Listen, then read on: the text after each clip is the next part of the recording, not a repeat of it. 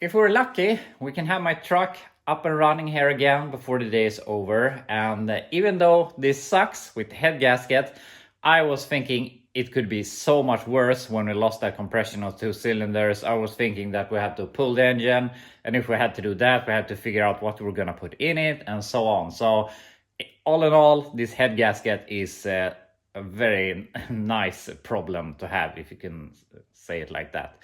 But we're gonna look into that today here. I'm gonna clean the head bolts, is my main thing to start with here. We have to go and pick up the new manifold gasket and the water pump, because I have ordered that but haven't picked it up yet. But I think we can start putting on the head. And also, really nice, I got my last Rock Auto order here yesterday, so we have some stuff that we need. One of them is my oil pressure sender here, because the one in the truck is broken, so I can't see my oil pressure. Here we have a new distributor, since I'm borrowing my dad's distributor at the moment.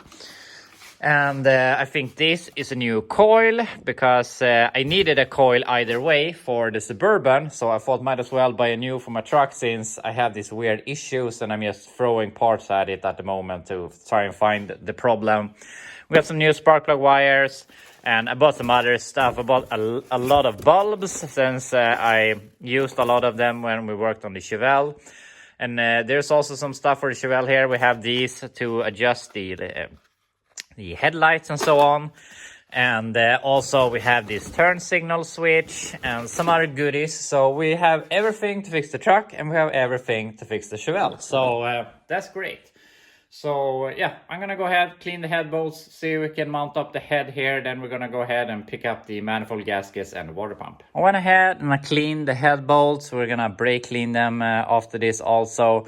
But since these go down into the water jacket, you need to put some sealant on them, so I want them to be as clean as possible.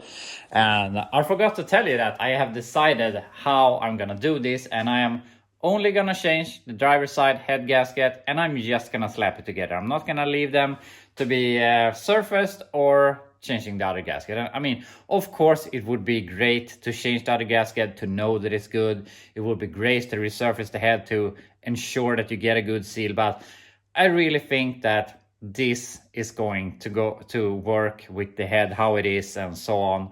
And worst case scenario, the gasket breaks on the passenger side, and then we know exactly what it is, and it will take about a day to fix it. So it's not the end of the world, but I mean, you can look at it as in several ways, but I think it's gonna be just fine.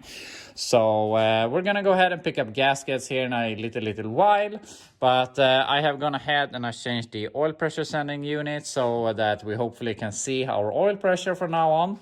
And I'm also changing some other stuff while we're at it. And now I'm gonna change the oxygen sensor, and this just goes to trying to get this thing to run better. I don't know what the problem is, but it keeps stalling at red lights and has a rough idle and doesn't really want to rev out that last 500 to 1000 RPM at the high end. So I'm just throwing parts at it, hoping that I find the problem. And one of them is this. I think this is about 5 years old or something. I don't think this is the problem, but I have a new one. And I'm not sure if the ECU is working with this thing, or if this only illuminates the service engine soon if there's a problem. So I don't really know, but we're gonna change it. And also you can see I wrapped my headers before, but it's obvious with the moisture and salt and everything, they are rusting like crazy. And also I thought that maybe we have an exhaust leak here that is causing our bad running conditions. So I want to remove this, see if we maybe have a crack or something that we can fix in this case. So we're gonna prepare some of this stuff and go and pick up our new gaskets here shortly. Got the header unwrapped here, and it's incredible how bad this is. And if you're thinking, yeah, those are probably 15, 20 years old, I can tell you that they're like 4 years old. And I bought these brand new and put on this thing, and they look like this. So yeah, I hate the salt and the winters here. I would like to move somewhere warmer.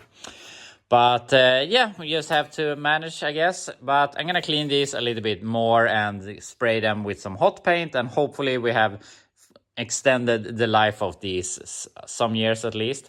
But I've been checking here back and forth, and I can't find any cracks or leaks or anything, so I don't think it is the header that makes this sound. And I've been looking at the exhaust everywhere, and I can't find any leaks. And obviously I thought that maybe a leak would cause the oxygen sensor to send false readings, which would cause our weird idle and so on. But yeah, I've been looking and looking and looking, and I'm guessing that the sound I'm hearing isn't an exhaust leak. It has to be something else, but I don't know. But anyway, I'm gonna clean this a little bit more, paint it, put in this new sensor, hope that it helps, and yeah, that's basically it. But now I'm gonna go ahead, pick up the gaskets and so on, and then we can start putting the head back on. We're out driving the Suburban on our way to the parts store to pick up our water pump and our intake gaskets. And the Suburban is running fine, and I haven't test driven it since I removed the last piece of the backing plate for the brakes, and now that I removed that, it is completely silent. So that's what's great. It was such a simple problem. So at least we have one thing done, but it still vibrates a lot. We haven't done anything about it, so I mean, I hadn't expected an improvement. But the more I drive it, the more certain I am it is something in the drivetrain and not the wheels, because it just feels so mechanically vibrating, or how you can describe it. But the thing is that I checked the U-joints yesterday and felt that they are firm, but I still believe at the moment that there is a U-joint problem. I'm guessing one of the U-joints are empty of grease and are seizing, and that is causing our vibration. But that's just my guess right now. But I feel it's more important to get the truck up and running, then we can work on a Suburban in peace and don't have to think about having it up and running all the time. So yeah, I'm gonna take it apart obviously first, but I'm gonna order some U-joints from the US. It will be a lot cheaper also. Then we can change them out later on and hopefully get this vibration away, because otherwise it's super smooth, it's quiet, it's really nice to drive. So it would be nice to solve that.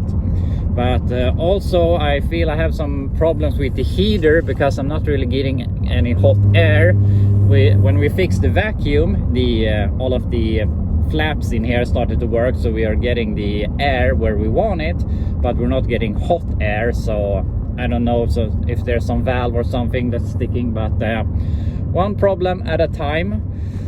So anyway, I'm gonna take the last bit, drive the last bit here and pick up the stuff. We're home again, and man, I love my new Suburban. It is so nice driving it, and we just gotta work out some few things, and that's gonna be really nice. And obviously we have to get it inspected, which will need us to fix a lot of rust, but we'll manage. But it's nice to have something more to drive, at least when we can't drive this thing. But I feel that we should be getting a lot of vehicles on the road now. I mean, this thing is gonna be done. The Chevelle is soon on the road, and the Suburban is basically on the road, and then we're gonna move on to other cars. So hopefully this will be the last time I'm in this predicament. But anyway, I picked up some stuff. We have some new intake gaskets. We have a new water pump. I had this already at home, and I have cleaned the block one last time. I have cleaned the top one last time. So now we can start bolting this together so that we can hopefully start this thing soon. Head is back on, torque to spec with the pattern that you're supposed to go from the middle out and so on. And I also tighten the rockers. We have to adjust those properly, but they are at least tightened. And I gotta say, this is something that I'm not comfortable with, and I'm not sure how I'm presenting myself that I know it all, but this is something I'm really not comfortable with. So I just felt I have to go by the book. I talked to the proper torque specs and in the pattern and everything, so it should be good. But what do I know? So at least the head is in place. So now we can go ahead and go to the next thing that I hate doing, and that is intake manifolds. So I'm gonna go ahead and clean the lifter valley a little bit, clean the mating surfaces, clean the intake, smack that thing back on. And after that, it's just a matter of bolting one part on after the other. So we should have this together in not all that long time. So yeah, just gotta keep on putting stuff on here and eventually we'll be done. And here we have the intake on, and that feels great. And I did some other stuff. I have the distributor in, I got the coil on, I have turned it around, and I have set the valves and everything. So all of that is done. And also that is our brand new distributor. And this is the one we had, and there's nothing wrong with that one, but that's my dad's, and I borrowed that since I'm having issues with the truck, and I thought maybe it was the distributor, so I borrowed that. And at the same time we bought Suburban, so I took the truck's distributor and put it in a Suburban because that was bad. So we were one distributor short, so I just bought a new one, slapped it in here so I can give that back to my father. We also have a new coil. And that is also because of these weird issues I'm having where it's skipping at idle. It just feels like there's some spark throwing around somewhere.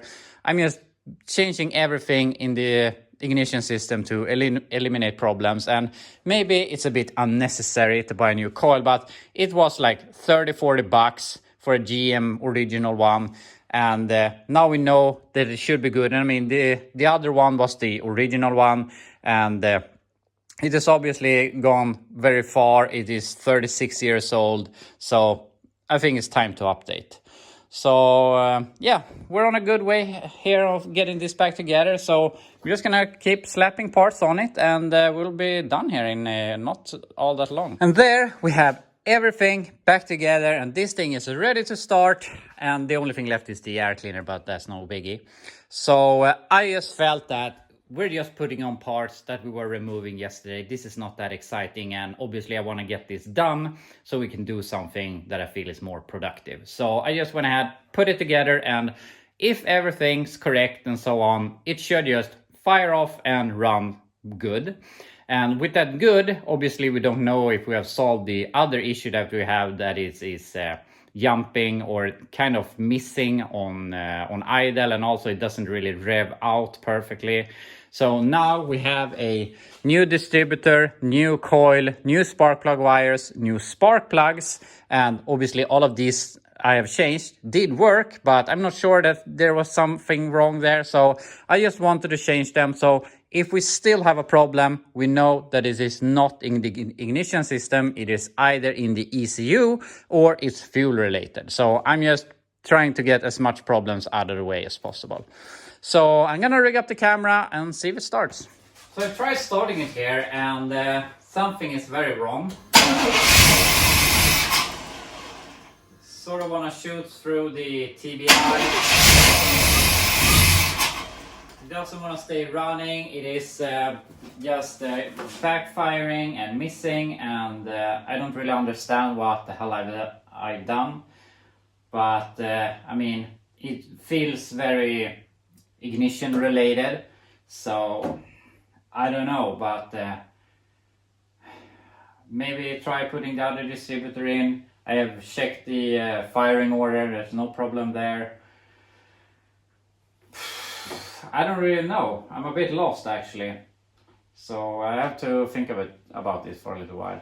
I have checked everything twice, wires, connectors, firing order. I've checked with less ignition, more ignition, and I really feel that I was correct where it should want to be. I have now changed the old coil, but there's obviously no big difference there.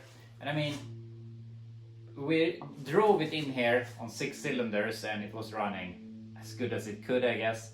And now it isn't running at all, so I really don't think it is the head gasket, but what do I know? But yeah, something is wrong. I can't really figure it out right now.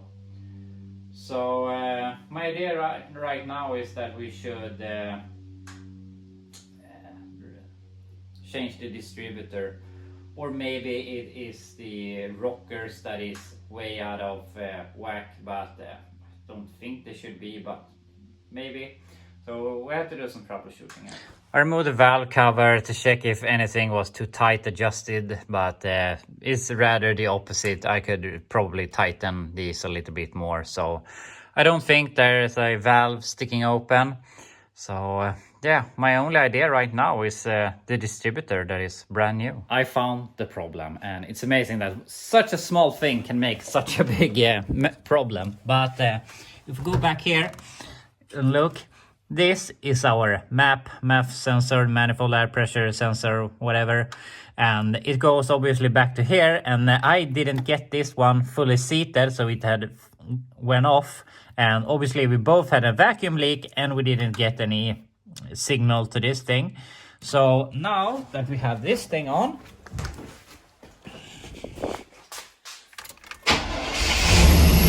it fires right up and seems to be running decently.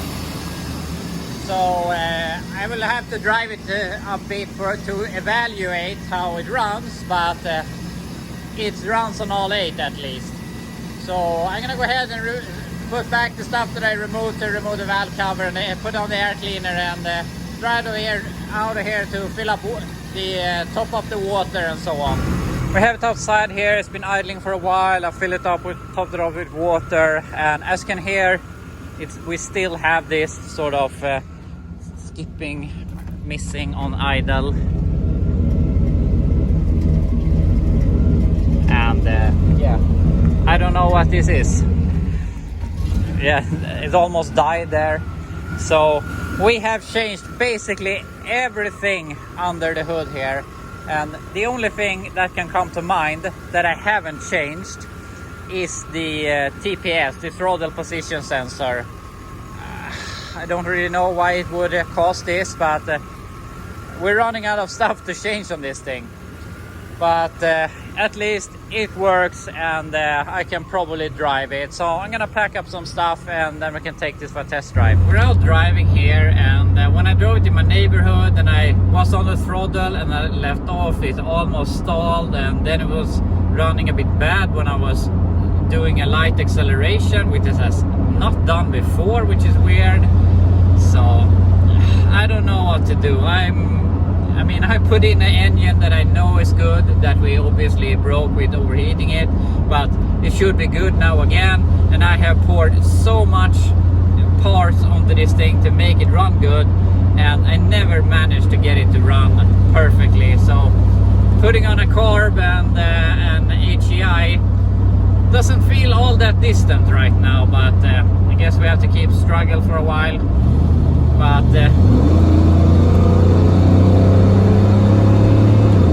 it actually runs all the way through the RPM range now better, so that's one improvement, but that's basically our only improvement. I want to say I love the TBI system, but at the moment I'm pretty tired of it. So yeah, we'll see what we'll do, but at least for today we're done with it, unless there is nothing else happens. But yeah, I'll be back to you tomorrow, and we'll see if we keep struggling with the truck or if we can do something more fun.